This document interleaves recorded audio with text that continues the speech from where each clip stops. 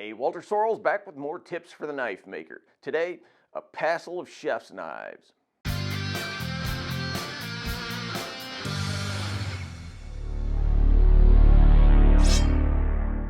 So today I'll be making a chef's knife, a handful of them actually.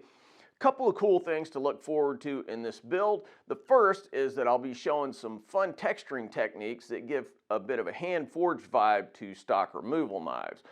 Also, we're going to make and use a unique tool that might open some, pretty cool terrain in your knife making journey. So the point of making a bunch of very similar knives is that in the course of doing that, you'll see some ways of taking a pretty basic pattern and making fairly different looking knives. All right, let's get started. I'll be using Nitro V steel today. It's kind of a turbocharged version of ABL, a medium carbon stainless that's capable of pretty high hardness levels, at least for a medium carbon steel. Okay, normally I go stampeding right to the knife, but in this case I'm going to make a very simple but pretty awesome tool. Now, if you're thinking of working along with me, don't get freaked out about making this big complicated tool. This one's fairly simple to make. See, the buyer who commissioned this blade wanted a sort of hand-hammered look, so we're going to take a couple of different approaches to doing exactly that. The simple one, I'm doing it here, is just a whack on it with a hammer. In this case, a ball peen hammer. Now, all of this puts stress on the steel and can cause warping, so you don't want to beat the snot out of it. This is purely cosmetic, so I'm just doing enough to leave some cool looking texture. I'm also careful to work both sides equally, counting the number of hammer blows, flipping it, then counting again. Maybe this is a little anal, but I'm doing it anyway. So, where's the tool I was talking about? Well, I had a conversation with Joey Berry at Pop's Knife Supply a couple weeks ago where he talked about a texturing tool to do this kind of work and get more organic, random looking patterns using a carbide texturing tool. So, of course, following in the highest traditions of knife making, I just went ahead and stole his idea. So in this case, I'll just pull a broken down 3/8 inch end mill out of the drawer and grind up the base a little with a Dremel. Just random little nicks and cuts. Then I'll drill out a piece of mild steel and jam it down in there with some epoxy. Presto, texturing hammer. Back to the anvil for more texturing. Just move it around, turn it, whatever, and you'll get all kinds of interesting little shapes. None of them quite the same.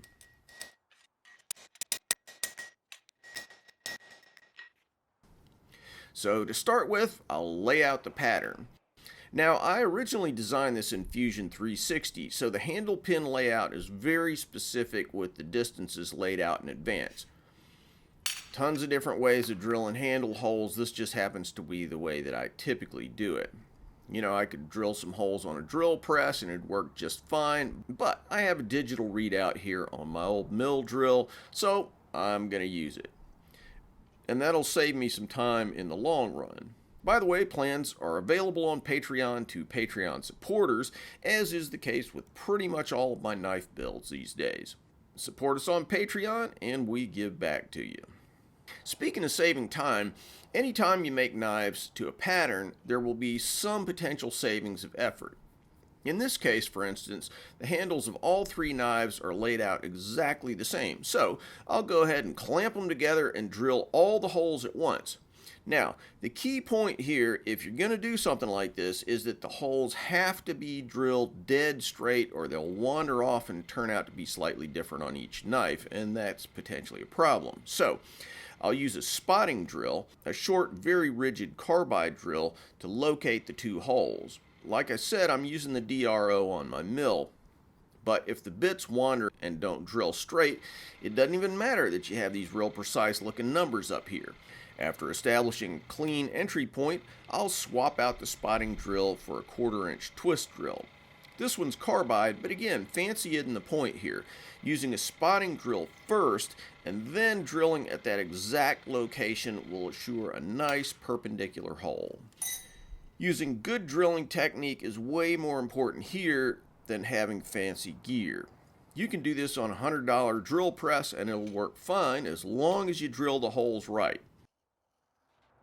Now I'll use some layout fluid to trace the handle.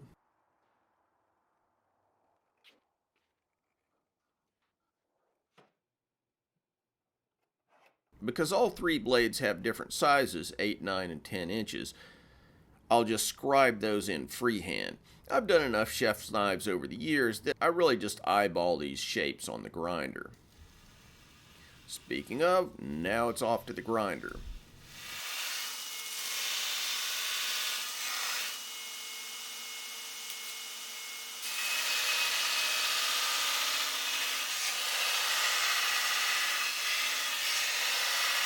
Let me jump in with a couple of quick things. First, the longest knife in this build, the one that sort of established the pattern for the build, is a custom order. But the other two will be for sale on my websites, waltersorrellsblades.com and tacticsarmory.com. So link in the cards and description. The other thing to mention is that my free PDF for guys who've been thinking about getting into knife making is still available. A lot of cool info and details there if you've been kind of sitting on the fence about trying to make a knife or two, or you just really don't know what might be required to get started. All right, let's get back to work. So, first, I'll use the table on my grinder to grind the profile.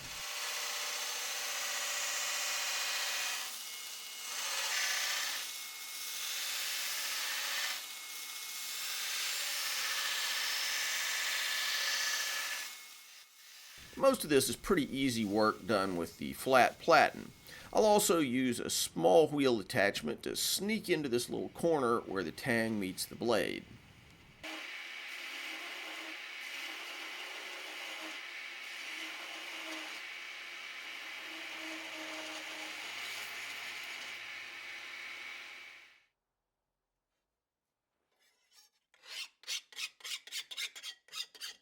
Now it's time to grind the bevels.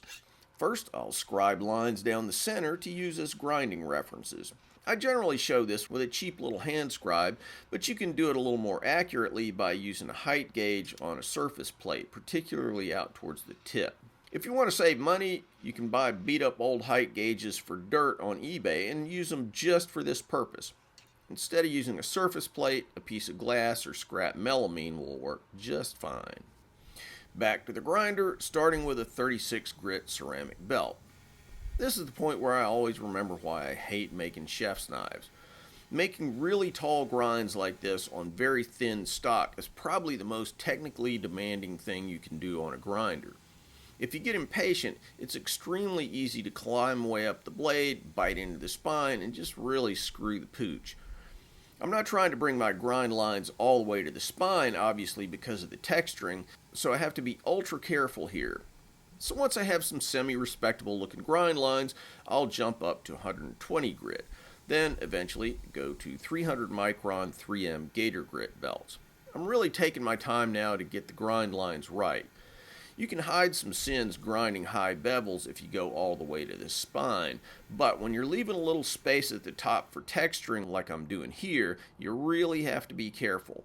It'll be nearly impossible to get them perfectly even from one end to the other though, because the texturing puts some nearly imperceptible inconsistencies into the surface, which in turn register in the grind lines. Eventually though, we get it where we want to go, and it's time for heat treating.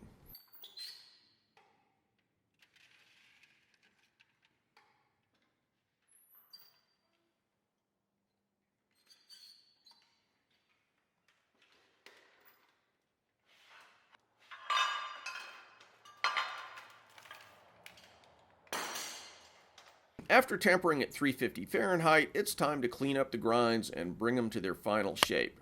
This is one of those places where you could choose to hand sand the blade or not. I'm aiming for something a little rustic looking. As we're showing in this project, there are always many ways to skin the cat. One blade will be completely hand sanded. Before hand sanding, I'll sandblast the blade to take the color out of the hammer marks and give it a more subtle, even finish. Hand sanding is generally considered to be sort of the gold standard of finishing, but it takes tons of time, which in turn drives up the cost that you have to charge for the blade. So I'll show you how to do it both ways.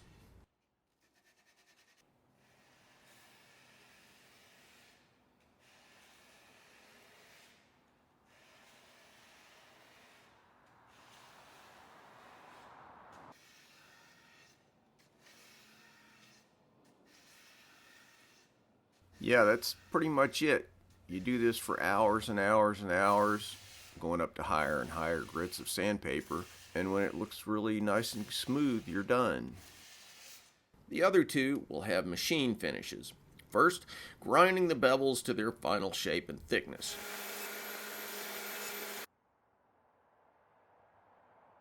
Then I'll finish them up with a surface conditioning belt, using it both to remove the scale from heat treat and then to give the bevels a smooth appearance.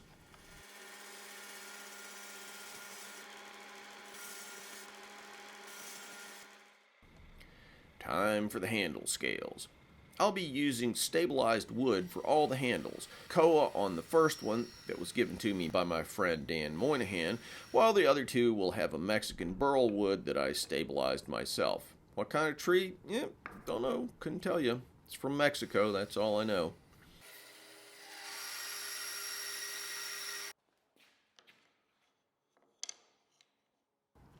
Trace the tang. Back to the bandsaw.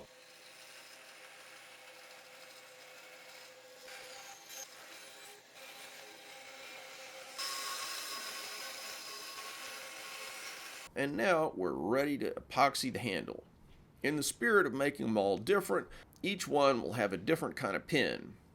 One, mosaic pins that I made myself, another with cartridge brass, which is referred to in the industry as C260, and the other with red brass, or C230, which has a slightly more coppery hue. The pins are cut down from the round stock. And then everything's glued up with 2-part epoxy.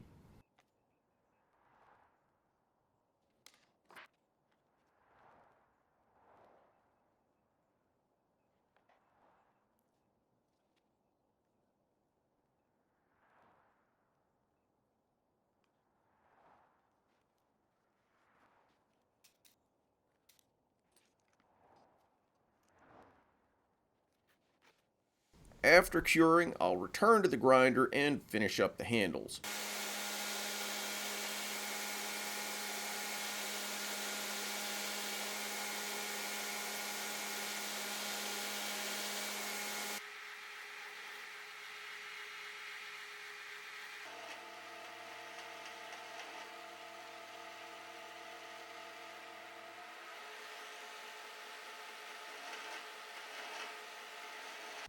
A little hand sanding.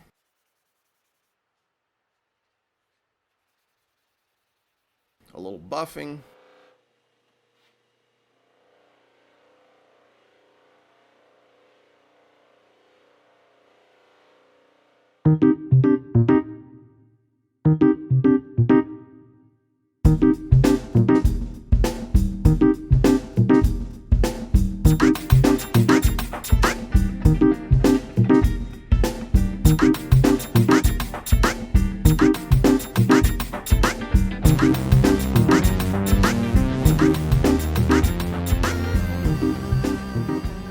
So there we are, 3 takes, 1 theme. Same basic look, but with a bunch of subtle variations that give each one of them, kind of its own little flavor.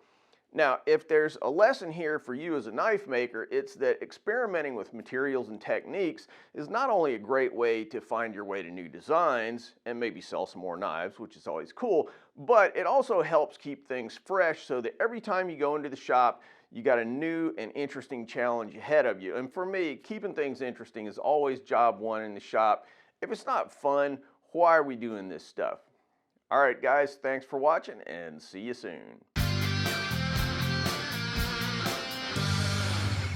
Thanks for watching, guys. If you like what we're doing here, please subscribe and make sure that you click on that bell so you get notified of all the latest videos. Want to buy a knife from me? Check out my modern blades at tacticsarmory.com. Digging the channel? You can support our video making efforts on Patreon. I've been banging away on these videos for like 10 years, so I hope you'll show some love for all that hard work. Link in the cards and descriptions. Finally, if you're interested in making Japanese swords, check out my full line of Japanese sword videos where I show how to forge Japanese swords as well as how to polish them and how to make fittings, handles, and scabbards. WalterSorrellsBlades.com.